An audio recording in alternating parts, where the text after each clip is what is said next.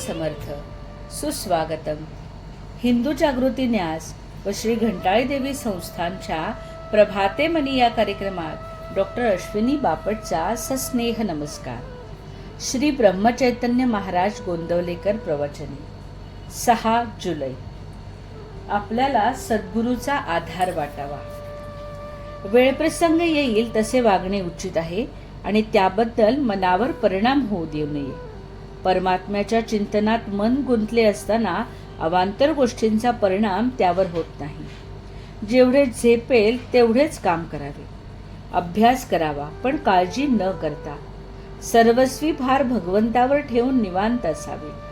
आपल्या मनाचे स्वास्थ्य बिघडू न देता आनंदात राहावे. वृत्ती आवरून आवरत नाही, ती परमात्म्याकडे लावली म्हणजे आवरते.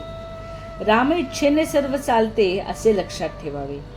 संकट आनंद दोन्ही भगवंताला सांगावी. ज्या स्थितीत भगवंताने ठेवले त्या स्थितीत समाधान मानावे. अंतःकरणात सुप्त असलेले भगवंताचे प्रेम जागृत होण्यासाठी काही निमित्त लागते. तीर्थयात्रा आणि साधू संतांची भेट हेच ते निमित्त होय. श्री रामचंद्रही तीर्थयात्रेला जाऊन अनेक संतांचे दर्शन घेऊन आले. संतांच्या अहंकाराला जिवंत राहताच येणार नाही, कारण परोपकार करायला लागणारा पर ठिकाणावर नाही तर मग दुसऱ्याकरता मी काही केले ही भावना व्हायला आधारच कुठे राहिला. विषयाच्या लालसेने सत्समागम करणे हा खरा सत्समागम नव्हे. संत कधी कधी आपल्याला विषय देतात हे खरे, पण एकंदरीत आपल्याला विषयाचा वीट आणण्याचा त्यांचा प्रयत्न असतो. संतांच्या घरी नुसते पडून राहिल्यानेही शुद्ध भाव येईल. भगवंताच्या नामातच संत संगती आहे, कारण नामाच्या मागे भगवंताचे अस्तित्व आहे.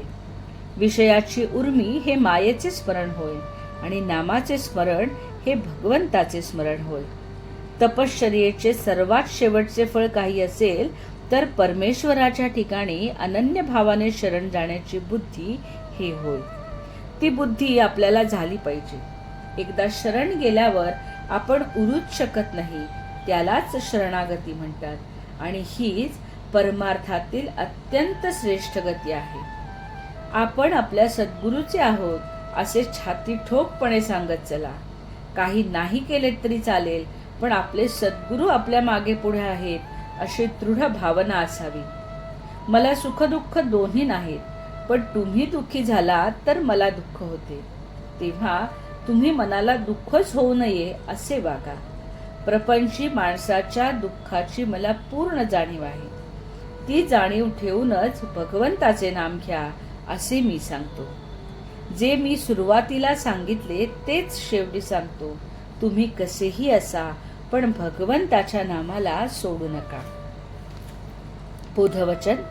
तुम्ही नुसते नाम घ्या, बाकीचे सर्व मी करतो. आज महाकवी कालिदास जयंती. महाकवी कालिदास हे शास्त्रीय संस्कृत लेखक. त्याने भारतीय संस्कृत भाषेतील महान कवी आणि नाटककार म्हणून ओळखले जाते. त्यांची नाटके कविता प्रामुख्याने वेद, रामायण, महाभारत आणि पुराणावर आधारित आहेत.